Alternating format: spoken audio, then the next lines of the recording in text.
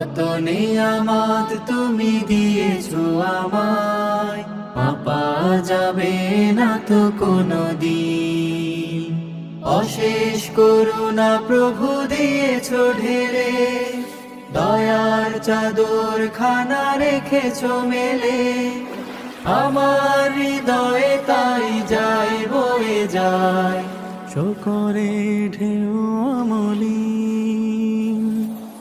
আলহামদুলিল্লাহ, আলহামদুলিল্লাহ, আলহামদুলিল্লাহ, আলহামদুলিল্লাহ, আলহামদুলিল্লাহি রাব্বিল আলামিন।